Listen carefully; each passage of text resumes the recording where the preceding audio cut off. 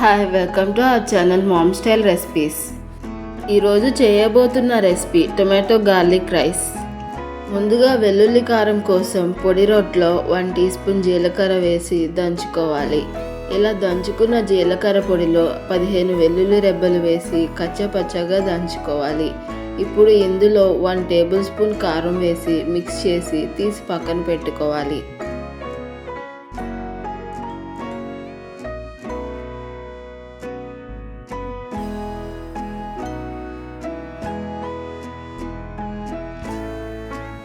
తరువాత స్టవ్ పైన కళాయి పెట్టి 2 టేబుల్ స్పూన్స్ ఆయిల్ వేసుకుని వేడెక్కాక ఉల్లిపాయ ముక్కలు, పచ్చిమిర్చి ముక్కలు, కరివేపాకు, 1/2 టీ స్పూన్ సాల్ట్ వేసి మిక్స్ చేసుకోవాలి.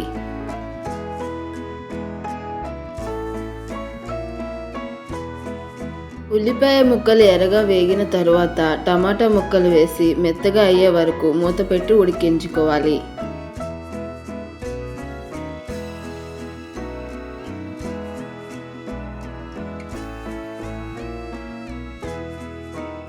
ఈ విధంగా మెత్తగా అయిన తరువాత బాయిల్డ్ రైస్, రుచికి సరిపడా సాల్ట్, 1 టీ స్పూన్ పసుపు, ముందుగా చేసి పెట్టుకున్న వెల్లుల్లి కారం, కొత్తిమీర తరుగు వేసి మిక్స్ చేసుకోవాలి.